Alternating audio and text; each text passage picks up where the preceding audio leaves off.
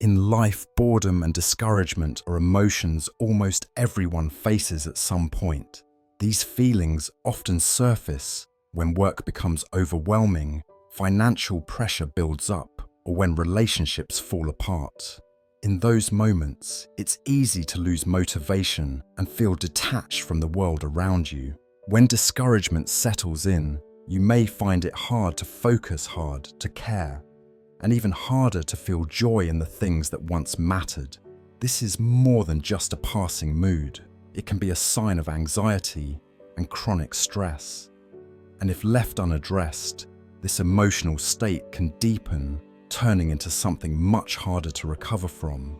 It begins to consume your thoughts, drain your energy, and isolate you from the life you deserve. But here's the good news: you are not stuck. Even the smallest steps, like talking to someone, changing your routine, or just acknowledging your feelings, can begin to lift the fog. This channel is a space for healing, reflection, and growth. Every video is made with care to help you reconnect with your inner peace, one gentle reminder at a time. If this message resonates with you, don't forget to subscribe to the channel and turn on notifications so you never miss a moment of calm and clarity. And if you've ever felt this way, we'd love to hear from you. Share your thoughts in the comments below.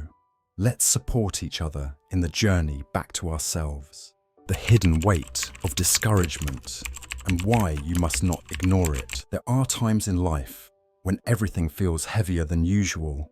Your job feels like a burden, your relationships don't bring you joy, and the future, once full of possibilities, now seems uncertain and blurry. This quiet heaviness has a name. It's called discouragement. And although it often arrives quietly, its effects can echo loudly through every corner of your life. Discouragement is not just a passing mood. It is a real emotional state marked by two core signs: a loss of interest and focus in your work, and a subconscious urge to change how you're doing things, even if you don't know what to change or why. You might sit at your desk, but feel unable to start. You may try to push through your daily routine, but everything feels dull, slow, and meaningless. Over time, this state can affect how you think, how you behave, and how you connect with others. When someone is discouraged, it's not uncommon to see a steep drop in productivity. Tasks take longer to complete, mistakes become more frequent, and motivation becomes harder and harder to summon. It's not laziness, it's emotional fatigue. This fatigue can quietly drain your spirit, blurring the line between simple boredom and something more serious, like anxiety or depression. Discouragement can have many causes. It can stem from work-related pressure, ongoing stress at home, financial burdens, heartbreak, or simply the feeling that you no longer know where your life is heading. These aren't just external problems, they affect your inner world deeply. When left unaddressed, these emotions can slowly evolve into mental health issues that are harder to reverse, and the longer they linger, the more they erode your quality of life. You may notice yourself withdrawing from loved ones. Social gatherings feel like a chore. Small talk becomes exhausting. Slowly, you begin isolating yourself without realizing it, and the people who care about you start to feel distant. This creates a vicious cycle. Your sadness leads to isolation, and the isolation makes you feel even more alone. Before long, discouragement is no longer just an emotion. It becomes a lifestyle. Your mind too begins to pay the price. You find it harder to concentrate. Your creativity fades. Everything starts to feel repetitive, colorless, and empty. Work becomes a struggle, and even small decisions feel overwhelming. You might find yourself snapping at others more easily, or simply shutting down emotionally. These are all quiet signals from your body and mind calling out for attention and care. Physically, the toll of discouragement is equally damaging. Sleep disturbances like insomnia become common. Your body may feel weak even if you haven't done anything physically tiring. Over time, chronic stress and emotional fatigue can compromise your immune system, making you more vulnerable to illnesses. Your appetite may change, your energy drops, and your ability to manage even small tasks becomes impaired. But despite how deep this discouragement can run, it is not the end of your story. Awareness is the first step. The moment you recognize what you're feeling, not judge it, not deny it, just notice it. You reclaim a small piece of your power. From there, small but intentional actions can begin to restore your balance. You don't need to have all the answers today. You don't need to force yourself to feel better right away. But you can begin gently. Talk to someone you trust. Step outside and breathe slowly. Change just one thing about your daily routine. These may seem like small steps, but they are acts of quiet rebellion against the weight of despair. And remember, no one heals alone. You are not broken. You are not weak for feeling this way. You are human, and your emotions are trying to tell you something. Listen. Be kind to yourself in the process. Healing isn't linear, and strength doesn't always look like progress. Sometimes it simply looks like showing up again and again, even when you don't feel like it. If this message spoke to you, you're not alone. That's why we created this space for people like you who are trying healing, growing, and learning to feel again. Subscribe to the channel for more content that supports your emotional well-being. Leave a comment below if you've ever experienced discouragement or fatigue. We read every message, and you never know who your story might help. Let's heal slowly, but together. 5 major causes of feeling tired and discouraged. The feeling of exhaustion and discouragement often stems from the following common causes. Too much free time can make you feel empty. Here's how to reclaim your energy. While it may sound surprising, one of the most common reasons people feel discouraged or bored in life is simply because they have too much free time. Having nothing to do for extended periods can slowly drain your sense of purpose. Without structure or meaningful engagement, time becomes a burden instead of a gift. Days begin to feel empty, and you may find yourself asking, what am I even doing with my life? In a world that often glorifies rest and relaxation, it's easy to assume that more free time automatically equals happiness. But in reality, when your days lack intention or direction, it becomes easier to fall into a cycle of apathy and low energy. This kind of boredom isn't the peaceful, gentle kind. It's a heavy, restless kind. You're not tired because you're busy. You're tired because you're understimulated. Your mind and body crave purpose. Without it, everything starts to feel dull. If you find yourself stuck in this loop, waking up with too much time and not enough excitement, it's time to make a change. But not just any kind of change.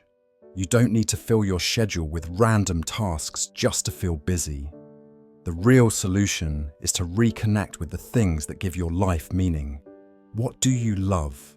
What lights you up inside, even just a little?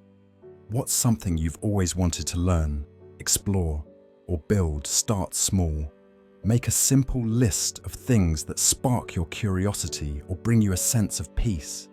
It could be reading, drawing, writing, exercising, volunteering, gardening, or even learning a new skill online. Then build a gentle plan around those activities, something that brings rhythm back into your days. When you have something to look forward to, something that engages your mind and body, the feeling of boredom begins to fade. And here's the secret: when you're actively working on things that matter to you, you begin to feel more alive. You become more energetic, more focused, and more confident. You no longer feel like time is something you have to kill instead. It becomes something you're grateful to have. It's no longer about filling the hours, but making them count. You don't need a grand, perfect purpose right now. You just need momentum, something to remind you that you are capable of creating joy, structure, and value in your own life. Even on the quietest days, you have the power to shift your energy from stagnation to flow. When poor health drains your spirit, the overlooked link between the body and the mind, we often think of discouragement and emotional exhaustion as purely mental experiences, but in many cases, the root lies deeper within the body. When your physical health declines, it doesn't just affect how you move, it affects how you feel, how you think, and how you see the world. Fatigue, frequent illness, or ongoing weakness can quietly take a toll on your emotional resilience, leading to feelings of discouragement, irritability, and deep tiredness with life itself. It's difficult to stay optimistic when your body is constantly tired, when simple activities feel overwhelming and your energy is consistently low. Even the smallest tasks, like replying to a message, going for a walk, or starting a project, can feel like climbing a mountain. Slowly you begin to avoid things you used to enjoy. You stop participating in conversations, lose interest in hobbies, and start questioning your worth or purpose. It's not because you don't care, it's because you don't have the strength. This is the quiet trap of poor health. It not only limits your physical capacity, but also dims your emotional light. Many people mistake this state for laziness or a lack of motivation. But the truth is, it's hard to feel inspired when your body is simply trying to keep up. Your mind might have the will, but your body struggles to follow. And over time, that disconnect becomes discouraging. If this sounds familiar, the first and most important step is compassion. Be gentle with yourself. Don't judge your tiredness. Instead, try to listen to it. What is your body trying to tell you? Perhaps it needs rest. Perhaps it needs more nourishment, better sleep, or medical attention. Maybe what it needs most is for you to stop pushing so hard and start caring a little more kindly for yourself. Taking care of your health doesn't always mean making massive changes overnight. It can begin with small acts of self-respect, drinking more water, getting to bed earlier, taking short walks in the sun, or scheduling a long overdue checkup. These small choices can begin to rebuild your energy little by little. And when your body begins to recover, you'll often find that your spirit begins to rise with it. Remember, your body is not separate from your emotions. When your health improves, so does your ability to focus, to dream, and to participate in life with more joy and stability. You deserve a life that feels good, not just mentally, but physically too. When relationships break, so does the heart, but you can heal. Few things in life bring as much pain as being hurt by someone you deeply cared about. The more sincere your love, the deeper the wound when that trust is broken. Whether it's the end of a romantic relationship, a falling out with a close friend, or even a rift within family, emotional pain can feel overwhelming, like a wave that knocks you off your feet and leaves you struggling to breathe. During this time, it's completely normal to feel lost, tired, and emotionally drained. You might find yourself questioning everything: your worth, your decisions, and your ability to trust again. The sadness can creep into all areas of your life. Things that once brought you joy may now feel empty. Conversations become difficult. Laughter feels far away. And without warning, discouragement and fatigue begin to settle in like a fog that refuses to lift. This emotional exhaustion is not a sign of weakness. It is a sign that you loved fully, that you cared deeply. And while heartbreak may make you feel broken, it also shows your capacity for connection. And that is something powerful not shameful. The pain of loss is one thing, but being stuck in a toxic relationship is another kind of exhaustion altogether. When you're caught in a relationship that drains you, disrespects your boundaries, or keeps you in a cycle of emotional highs and lows, you begin to lose yourself. You may try to fix things, compromise endlessly, or hope that change will come. But all the while, your inner world becomes more fragile. You wake up feeling tired, not just physically, but emotionally worn out from the tension and confusion. This kind of relationship doesn't just hurt, it depletes your energy day by day. Whether it's the heartbreak of separation or the silent suffering within a toxic bond, both experiences lead to the same place, a state of deep discouragement. You may feel like giving up, isolating yourself, or questioning whether joy is even possible again.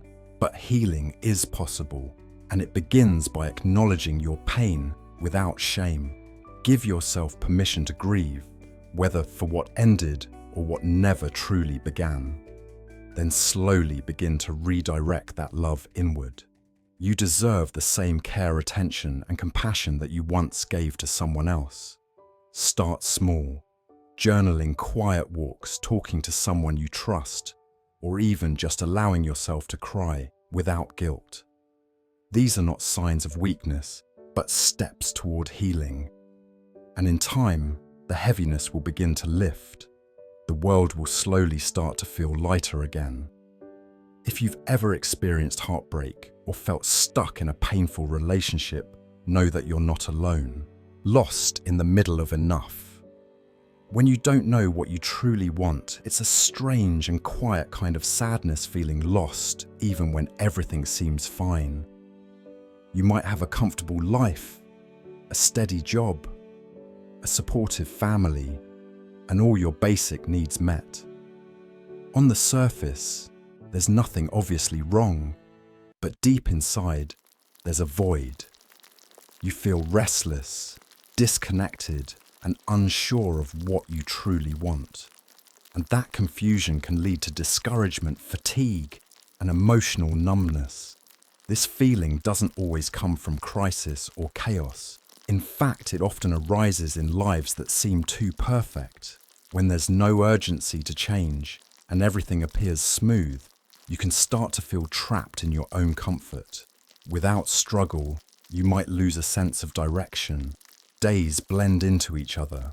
You wake up, go through your routine, but there's no fire, no real excitement, no real desire. And so you begin to drift. This emotional drifting can also be a symptom of something modern culture fuels constantly: the fear of missing out. We live in an age where possibilities are endless, so many choices, so many lifestyles, so many better versions of life flashing across our screens. With all those options, the pressure to choose the right one becomes paralyzing, and in the process, we lose sight of our own voice. You may catch yourself wondering, what should I be doing with my life? Is this really what I want? Why doesn't anything feel fulfilling anymore? These are not silly questions. They are the early signs of a deeper search for meaning. But when you don't have clear answers, discouragement creeps in. You feel unmotivated and tired, not because you're physically exhausted, but because you're emotionally unanchored. So what can you do when you don't know what you want? Start by getting quiet. Tune out the noise of comparison, social pressure, and expectations. Reconnect with the present moment.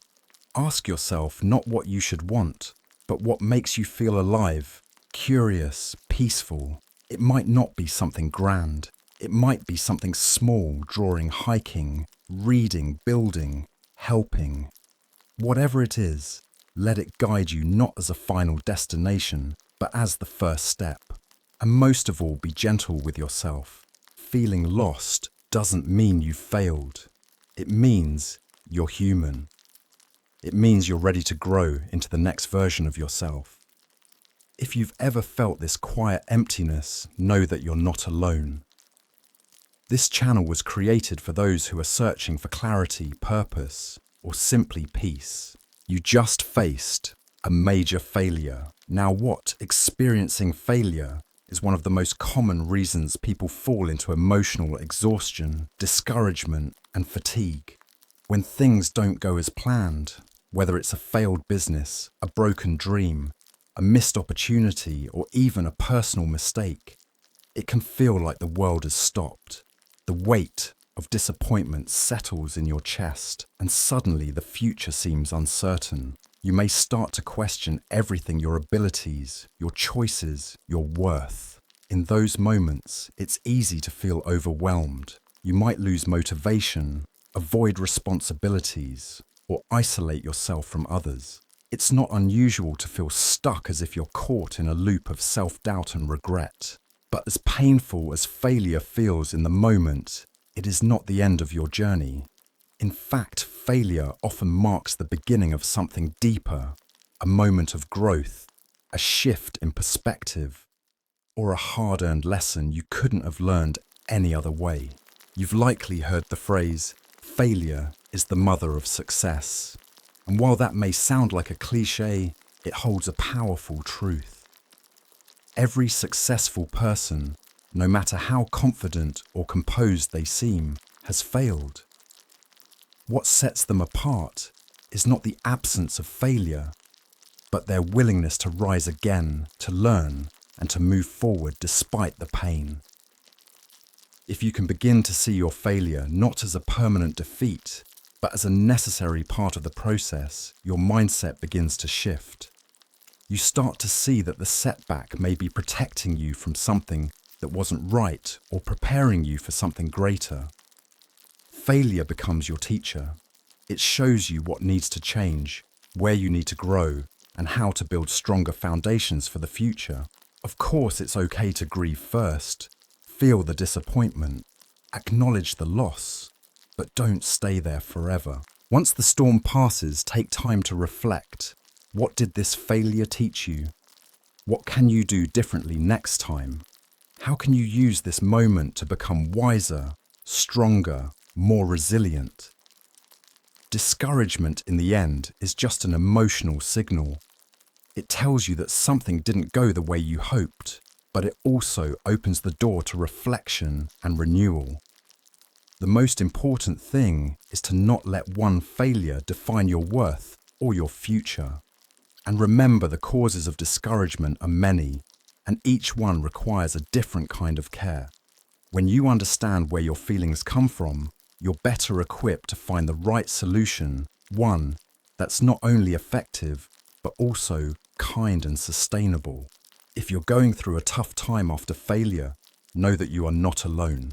Subscribe to our channel for more supportive content that helps you rebuild, reflect, and move forward with clarity.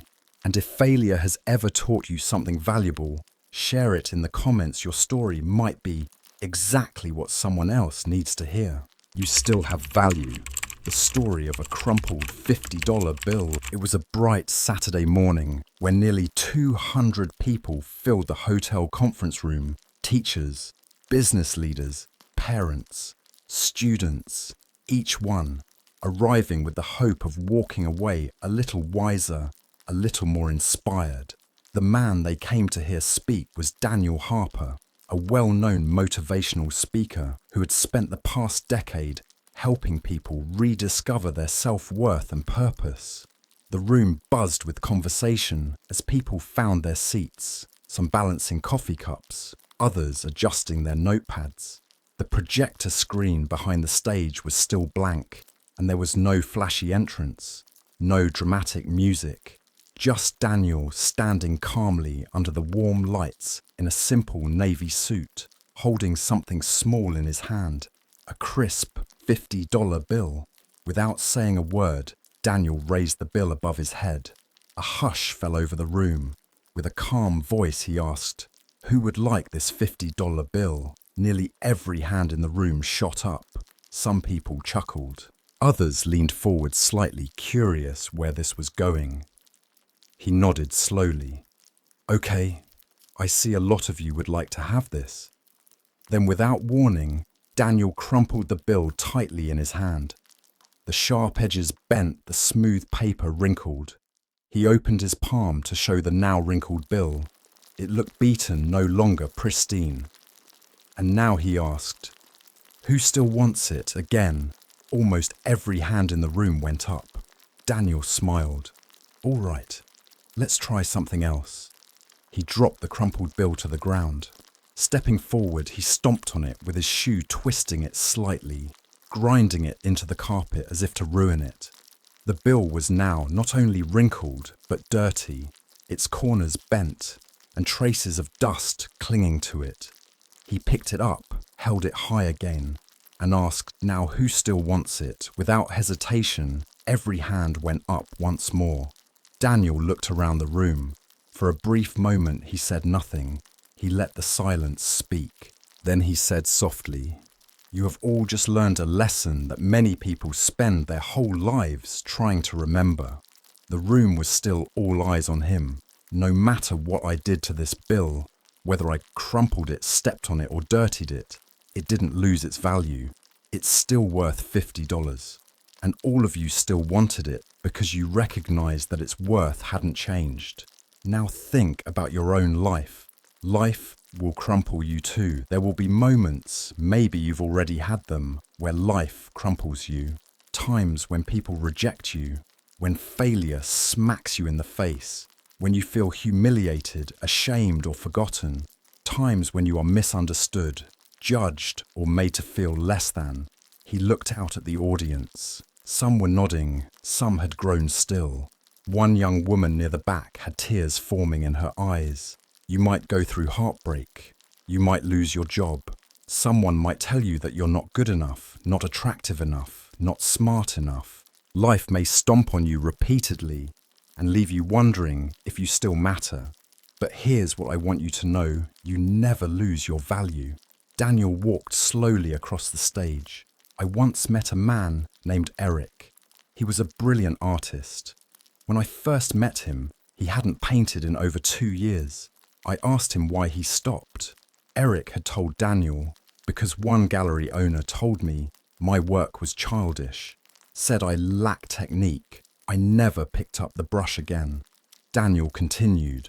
One man's opinion became his reality. He allowed that one moment to define his worth. Daniel then told the audience something that struck deep. Sometimes it's not what life does to us that hurts the most. It's the stories we tell ourselves afterward.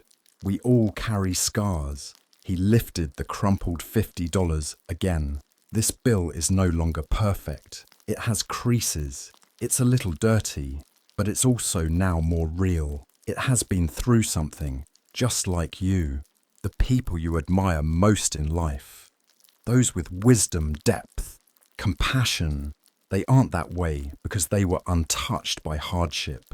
They're that way because they went through the fire and still remembered their worth. Scars are not proof of weakness. They are evidence of survival. The audience speaks. At this point, Daniel asked a question. What makes a person valuable? One hand went up. A middle-aged man said, "Their contribution to others." Another woman added, "Their ability to love even after being hurt." Then a young man, maybe 20, spoke. "But what if someone messes up? Like really messes up? Shouldn't they lose some of their value?" The room went quiet again. All eyes turned to Daniel. He didn't answer immediately. Instead, he walked over and handed the young man the $50 bill. The young man hesitated, then took it. "You're holding something that's been crumpled, stomped on and dirtied. Do you think it deserves to be thrown away?" The young man shook his head. "No, of course not." "Then neither do you." Audience debate. After the talk, people gathered in small circles, debating what they just witnessed. Some were deeply moved, saying things like, "That story hit me harder than anything I've heard all year. I've been carrying shame for years. Maybe it's time to let it go." But others were more skeptical. "It's a great metaphor, but real life isn't that simple. What about people who hurt others? Should they still believe in their own value without taking accountability?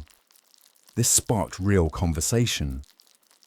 Can someone who's made major mistakes still believe in their worth? Is value something we all inherently have, or does it depend on our actions? What about self-worth after addiction, divorce, or being fired? Daniel had predicted this. That night, he posted on social media, "Yes, we all have value, even after failure, rejection, or regret."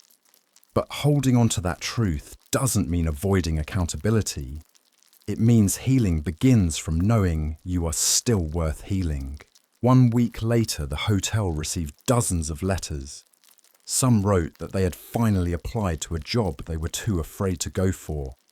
One woman said she picked up her paintbrush again for the first time in 8 years. A teenager wrote, "I was going to give up. Then I remembered, I'm still a $50 bill. And you?" So now I ask you, the reader, have you ever felt like you lost your value? Was there a moment where life crumpled, you stepped on you, or made you feel less than? How to overcome depression, fatigue, and resignation in life. Setting goals, a simple path to regaining direction and motivation when life starts to feel overwhelming or aimless. One of the most powerful steps you can take is to set a clear goal for yourself. Goals give your life direction. They serve as a compass helping you move forward with purpose and energy, even during moments of doubt or fatigue. Whether you're struggling with low motivation, emotional exhaustion, or simply feel like you're stuck in place, setting intentional goals, especially small, realistic ones, can be the key to transforming how you feel. Start small. You don't need to climb a mountain or radically change your lifestyle overnight. The most effective goals are the ones that are specific, achievable, and meaningful to you. For example, if improving your health is important, don't start by aiming to lose 20 pounds in a month. Instead, set a gentle, attainable goal, like taking a 30-minute walk each day, drinking more water, or gradually reducing your sugar intake. These small steps may seem minor, but they create momentum. They help rebuild your confidence one day at a time. The beauty of starting with small goals is that they give you a sense of progress. Every time you check something off your list, no matter how tiny it seems, your brain receives a message. You did it. That message builds self-trust. And from that place of trust, you can begin to take on bigger goals. Want to change careers? Start by updating your resume. Dream of writing a book. Begin with a 10-minute journaling session each morning. Over time, these daily actions compound into real, meaningful change. Goals also help shift your focus. Instead of being consumed by the things you can't control, goals allow you to anchor your energy in something positive and productive. You move from reacting to life to actively participating in it. That shift alone can reduce stress, lift your mood, and bring a sense of control back into your daily experience. Most importantly, setting goals reminds you that you still care, that you still believe in your ability to grow, that you haven't given up on yourself. So if you're feeling discouraged or tired of the daily routine, start by asking yourself, what's one small thing I can do today that would make me feel proud? Let that question guide your next step. Write your goal down, make it visible, celebrate the wins, no matter how small, and when you're ready, take the next step. Remember, growth doesn't happen overnight, but it always begins with a single decision. Practice gratitude for the positive things in life. In a world where stress, comparison, and negativity are everywhere, one of the most powerful ways to shift your mindset is to practice gratitude. Taking just a few minutes each day to reflect on what you're thankful for can transform the way you see the world and yourself. When you consciously focus on the good, even in the midst of challenges, your perspective begins to change. You start to notice beauty in the little things, strength in your own journey, and connection in the people around you. One simple but effective way to do this is by starting a gratitude journal. Each day, take a moment, maybe in the morning with your coffee, or at night before going to sleep, to write down 3 things you're grateful for. They don't have to be big or dramatic. In fact, the smaller and more specific, the better. You might be grateful for a kind message from a friend, the warmth of sunlight on your skin, a delicious meal, or simply your good health that day. This small act of reflection rewires your brain to focus more on what's going right rather than what's going wrong. Over time, you may find yourself naturally shifting from a mindset of lack or stress to one of abundance and calm. Gratitude doesn't mean ignoring life's problems. It means choosing to acknowledge the good that exists alongside the struggles. Science supports this too. Studies have shown that people who regularly practice gratitude experience lower levels of anxiety and depression, sleep better, and even have stronger immune systems. Gratitude changes your inner dialogue. Instead of waking up and thinking, I have so much to do, you might begin to think, I'm grateful to have things to wake up for. It's also important to note that gratitude can be a deeply personal and spiritual experience. For many people, it becomes a form of meditation, a quiet, grounding practice that brings peace and presence. Whether you're religious, spiritual, or simply reflective, gratitude connects you with something bigger than yourself. So if life feels heavy, if your thoughts are cluttered with what's missing, try this pause, breathe, and name 3 things you're grateful for. Let them anchor you. Start today. Start simple. Spend more time with yourself because you deserve it in the fast pace of everyday life. It's easy to forget the most important person in the room, you. We often rush from task to task, caring for others, meeting deadlines, and pushing through stress until we find ourselves mentally and emotionally drained. That's why spending time with yourself isn't a luxury. It's a necessity. Making room in your day to care for your own well-being is one of the most powerful ways to reduce stress and recharge your energy. Self-care doesn't have to be complicated or time-consuming. It simply means creating space just a little bit each day to do things that bring you peace, joy, or rest. That could be as simple as reading a few pages of a book, listening to music that soothes your soul, or taking a quiet walk in the park. Even 10 minutes of intentional stillness can help your nervous system reset and bring a sense of calm back into your body. When you dedicate time to yourself, you send a message to your inner self that says, I matter. You're not just reacting to life anymore. You're participating in it with intention. You're choosing to nourish your mind and your heart, even in small ways. Many people feel guilty about taking time for themselves, especially if they have busy jobs, families, or long to-do lists. But here's the truth. You can't pour from an empty cup. If you're constantly running on empty, you won't be able to show up fully for the people and tasks that matter to you. Taking time for yourself isn't selfish. It's how you stay whole. Self-care also strengthens your emotional resilience. When you regularly check in with yourself and give your body and mind the care they need, you're better prepared to handle life's challenges. You respond more calmly, make clearer decisions, and bounce back from setbacks with greater ease. So ask yourself, when was the last time you spent quality time with yourself without guilt, without distraction? What would happen if you started protecting that time as fiercely as you protect your commitments to others? Move your body, lift your mood, the power of physical exercise. When life feels overwhelming or your emotions seem too heavy to carry, one of the most effective yet often overlooked remedies is physical movement. Exercise isn't just about fitness or appearance. It's about mental clarity, emotional balance, and inner strength. Even a short walk, a few stretches, or light movement can make a profound difference in how you feel, think, and function. When you engage in physical activity, your body releases endorphins, the natural feel-good chemicals in your brain. These endorphins help reduce stress, elevate your mood, and even relieve pain.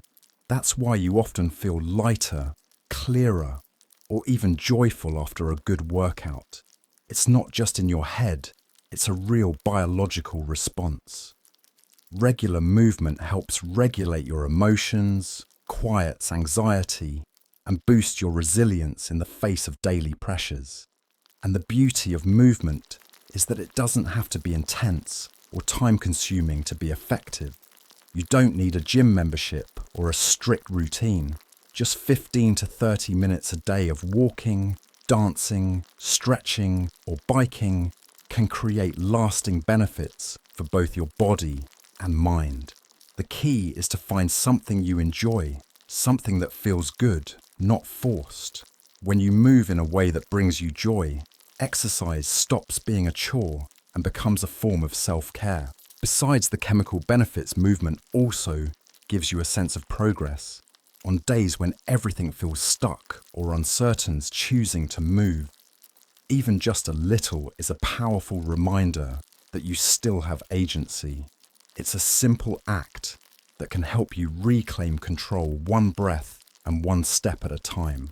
Physical activity also encourages mindfulness. Whether you're following your breath in yoga, feeling the wind during a walk, or staying present through a workout movement, brings your awareness back to the present moment, and that's where healing happens. If you've been feeling tired, emotionally foggy, or disconnected, try asking yourself, what kind of movement would feel good today? Not what you should do, but what your body gently wants. Maybe it's dancing in your room to your favorite song. Maybe it's a slow stretch after a long day. Or maybe it's stepping outside for fresh air and a quiet walk. Reconnect to feel alive. The healing power of human connection. In moments of discouragement, fatigue, or emotional numbness, one of the most powerful remedies is also one of the simplest: connection. As human beings, we are wired for relationship. We thrive when we feel seen, heard, and valued. And yet when life becomes overwhelming, or when we slip into sadness or self-doubt, we often isolate ourselves, pulling away from the very people who could help us heal. Maintaining and nurturing social relationships is not just about being sociable, it's about emotional survival. A meaningful conversation, a shared laugh, or even just sitting silently beside someone who understands you can be enough to shift your emotional state. Being around people who care about you, friends, family, or even new acquaintances, helps remind you that you are not alone, even in your struggles. When you're feeling down or lost, it's easy to convince yourself that no one would understand, or that reaching out would be a burden to others. But in reality, most people welcome connection, and chances are someone in your life is also waiting for that same invitation. A simple text, a call, or suggesting to meet for coffee can open the door to comfort and support you didn't know you needed. If you don't have a strong support system right now, consider joining a class, a group, or a community activity. Whether it's a book club, a walking group, a workshop, or a volunteer project, shared experiences help us build new connections naturally. Even short interactions with strangers can uplift your spirit and break the cycle of isolation. Beyond emotional support, relationships also give you perspective. Talking to someone else can help you see your problems more clearly, offer insights you hadn't considered, or simply make you laugh again. Social connection grounds you in something larger than yourself. It reminds you that life is richer when shared. Connection doesn't have to be deep or dramatic. Sometimes it's just about being present. A smile, a question like, "How have you been really?" or the willingness to listen without judgment can open hearts, both theirs and yours. So if you're feeling disconnected, don't wait for the perfect moment or the perfect words. Take the first small step. Send the message. Join the group. Say yes to the invitation, or extend one yourself. Challenge yourself with something new. Rediscover the joy of living. Sometimes the feeling of discouragement or boredom in life doesn't come from failure or sadness, but from routine. When every day starts to look and feel the same, our inner world begins to shrink. That's when trying something new can become not just refreshing, but transformational. Learning and experiencing new things wakes up parts of you that may have gone quiet. It brings energy, curiosity, and a renewed sense of purpose into your life. Trying something new doesn't mean making huge changes or taking big risks. It can be as simple as joining a class you've never taken, learning a new skill, or exploring a new hobby. Maybe you've always wanted to learn how to play the guitar, speak another language, cook a new dish, or try out yoga or rock climbing. These may sound like small choices, but they carry powerful rewards. They expand your world, boost your confidence, and bring genuine joy. Every time you push yourself out of your comfort zone, even just a little, you prove to yourself that you're capable of growth. You replace the question, "Can I do this?" with the realization, "I'm doing it." And that shift can change the way you approach every other area of your life. Engaging in new activities also stimulates the brain, helping improve focus, memory, and problem solving. But beyond the science, the emotional benefits are even greater. New experiences remind you that life still has surprises, beauty, and adventure to offer. They help combat feelings of stagnation, and they invite you back into the present moment. When you challenge yourself in a new way, you're not just building skills, you're building a relationship with yourself. You learn more about what excites you, what scares you, and what makes you feel alive. And in that process, you slowly reconnect with a version of yourself that is bold, curious, and open-hearted. So if you've been feeling tired, bored, or stuck in a cycle that no longer inspires you, and ask yourself, what's something new I've always wanted to try, but haven't yet? Then take one small step toward it. Sign up for a class, buy the supplies, watch a beginner tutorial. Start imperfectly, but start. Ask for help when you need it. You don't have to carry everything alone. In difficult moments, many of us feel the urge to stay silent, to carry the weight of our problems alone. We worry about being a burden. We tell ourselves we should be able to handle everything on our own. But the truth is, one of the strongest, most healing choices you can make is to ask for help, whether from family, friends, or a trained professional. Seeking support is not a sign of weakness. It's a sign of wisdom. It means you recognize that life can be overwhelming at times, and that we're not meant to go through it alone. Whether you're facing work-related stress, emotional burnout, relationship struggles, or simply feeling lost without a clear reason, talking about it helps. Sharing what you're carrying lightens the emotional load and opens the door to solutions you may not have seen on your own. Sometimes a simple conversation with a loved one can shift everything. Telling a friend, "I'm not doing okay right now," can bring comfort, connection, and practical advice. If you're dealing with something deeper or more persistent, reaching out to a therapist or mental health professional can provide structured support and valuable tools to help you navigate through difficult emotions. These professionals are trained to listen without judgment and to help you understand your challenges in a clearer, more manageable way. You don't have to wait until you hit a breaking point. The earlier you reach out, the more empowered you are to heal, learn and grow. Sometimes just saying the words out loud, naming the stress, the fear, the sadness, can begin the process of recovery. It's also important to remember that everyone needs help sometimes. Even the strongest, most independent people need to lean on others. That's part of being human. Life is not meant to be a solo journey. It's meant to be lived in connection, in community. If you feel pressure at work, don't keep it bottled up. Talk to a trusted colleague or supervisor. If personal relationships are draining, you speak with a friend who understands. And if you feel stuck, confused, or emotionally exhausted, don't hesitate to reach out to a counselor or support group. Asking for help is not quitting, it's choosing to move forward. Prioritize quality sleep. It's the foundation of a healthy mind in our busy, always connected world.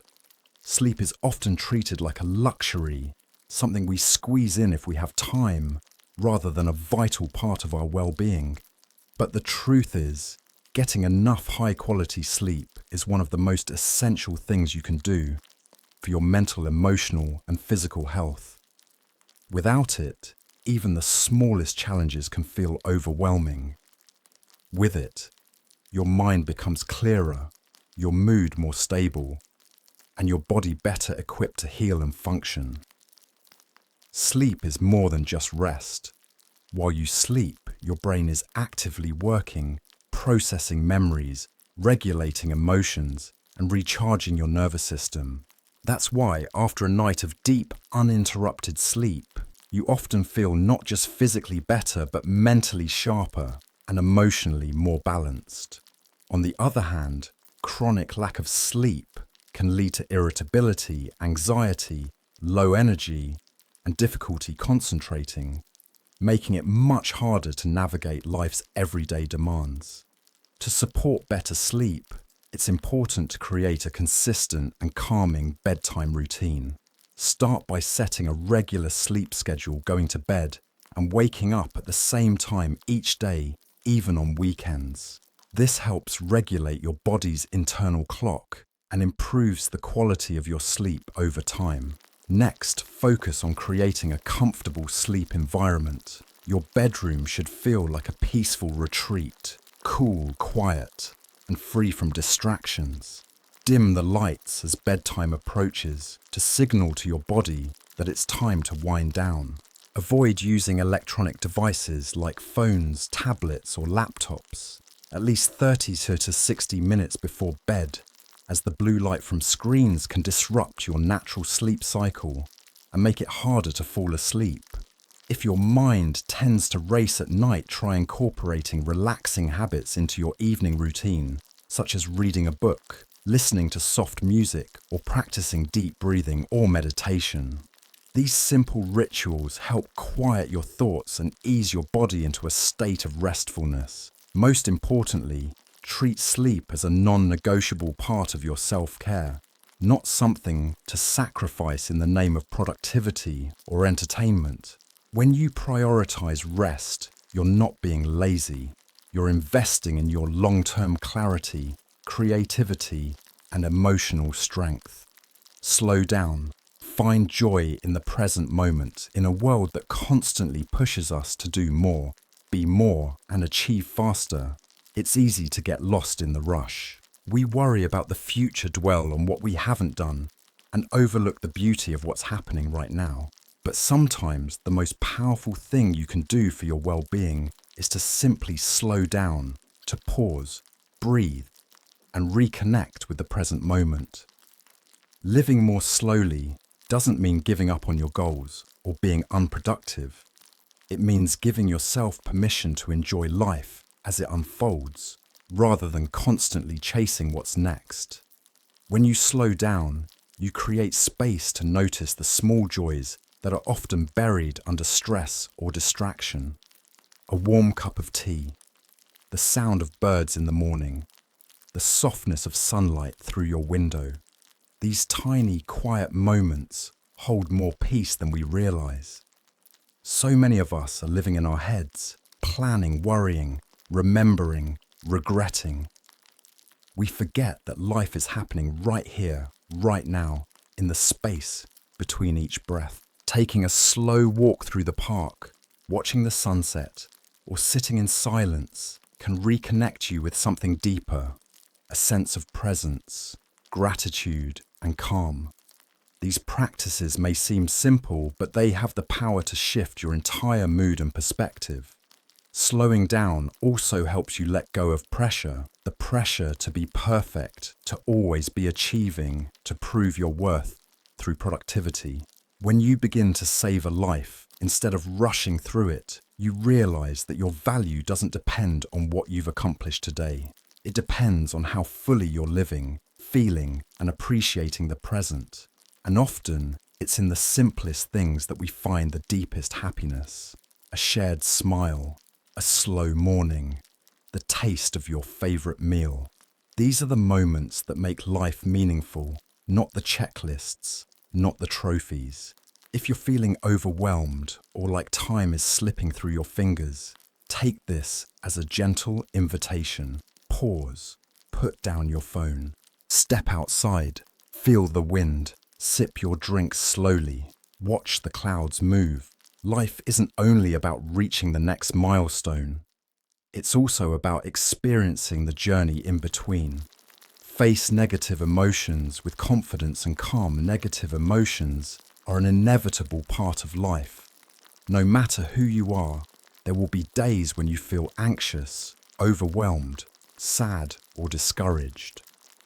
But instead of trying to escape these feelings or pretending they don't exist, one of the most powerful things you can do is to face them with confidence and calm.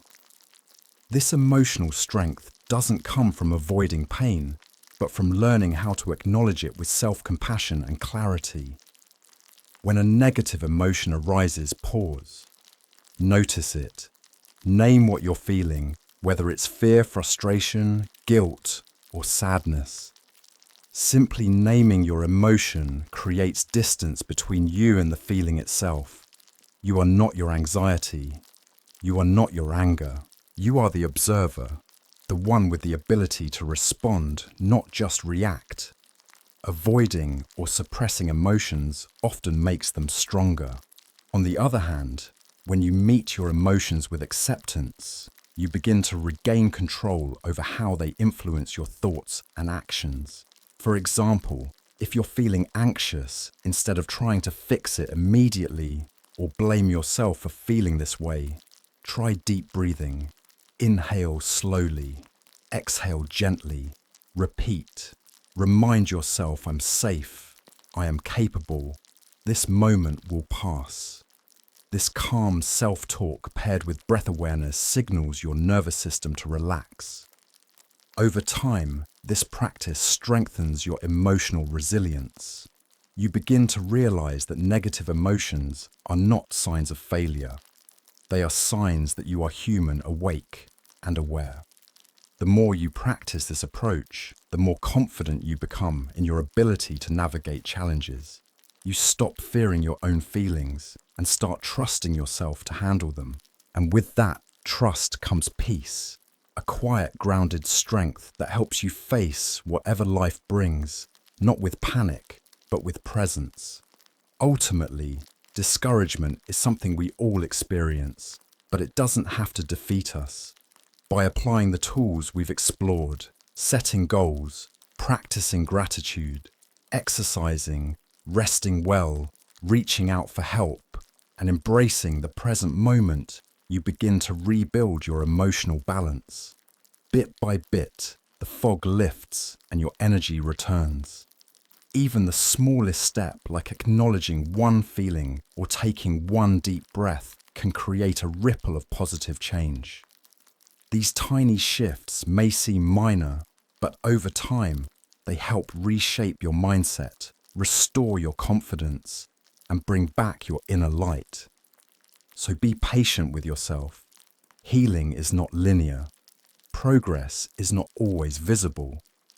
But each effort you make is a powerful act of self-care. Life always holds something beautiful ahead, even if you can't see it just yet. Subscribe to our channel for more gentle guidance on emotional strength and mental clarity. In the comments, share one way you've learned to face negative emotions with confidence. Your story may inspire someone who needs it today.